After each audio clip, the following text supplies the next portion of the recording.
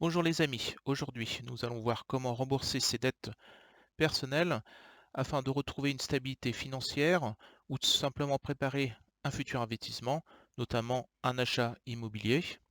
Voici mes 5 étapes. Étape numéro 1, comprendre vos dettes. Donc vous faites une liste de vos dettes. Alors on appelle dettes des emprunts qui peuvent aussi bien être investissement immobilier, un achat d'une voiture, d'un prêt étudiant ou d'un prêt à la consommation. Il y a d'autres types de prêts. Alors vous pouvez utiliser un tableur ou tout simplement un crayon et du papier à l'ancienne. Ensuite, vous notez le détail de chaque dette, pour savoir le montant remboursé, les intérêts et la durée restante. Ensuite, vous classez ces dettes par ordre d'importance et vous calculez le montant total de vos dettes. Étape numéro 2, analyser son budget. Analysez donc vos relevés bancaires sur un an.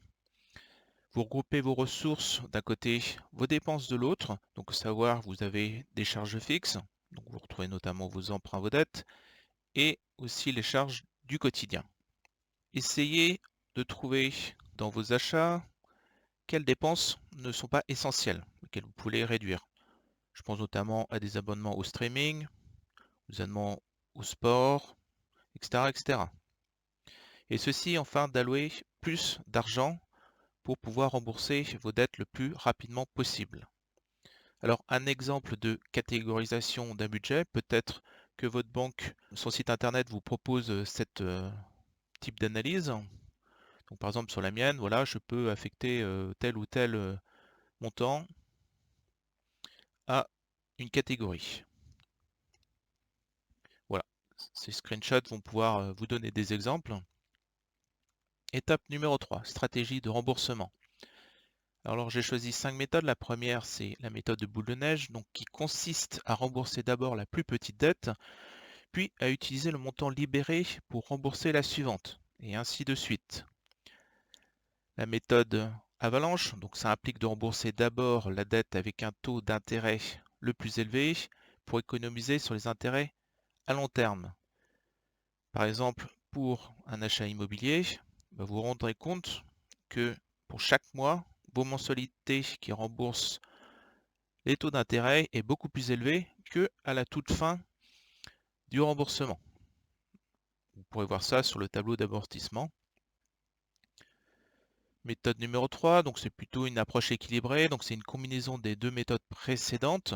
Donc là, c'est pour les avantages financiers et psychologiques. Vous avez aussi la possibilité de regrouper vos dettes.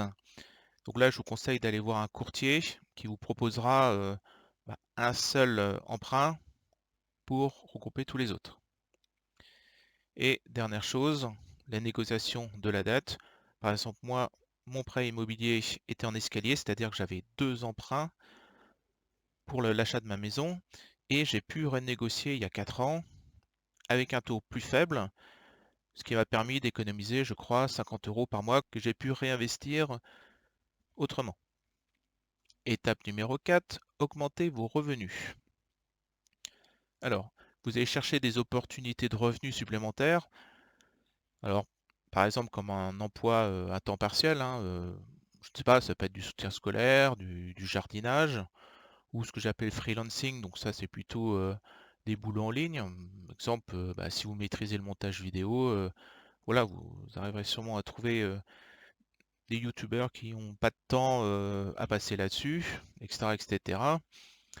Ça peut être aussi bien la location de votre voiture ou de matériel de jardin, pourquoi pas. Et ensuite, essayez de développer vos revenus passifs. Alors, par exemple, si vous avez de l'argent sur des fonds en euros, peut-être que temporairement, vous pouvez bouger ces fonds-là et aller chercher des livrets en promo hein, sur une durée de 6 mois à 1 an. Et enfin, la dernière étape, donc c'est le suivi et la discipline. Donc là, on est plutôt dans une période plus longue, puisqu'il faut être patient. Donc il faudra analyser vos comptes régulièrement, voir s'il n'y a pas de dérapage, mettre à jour votre budget et votre plan de remboursement que vous avez prédéfini, et surtout rester motivé. Le chemin est long et n'hésitez pas à aller voir un conseiller si vraiment vous n'y arrivez pas. Voilà, j'espère que cette vidéo vous a permis de créer votre plan de réduction de dette personnelle. Je vous souhaite le meilleur, n'hésitez pas à vous abonner pour m'encourager à développer ma chaîne. Allez, ciao ciao!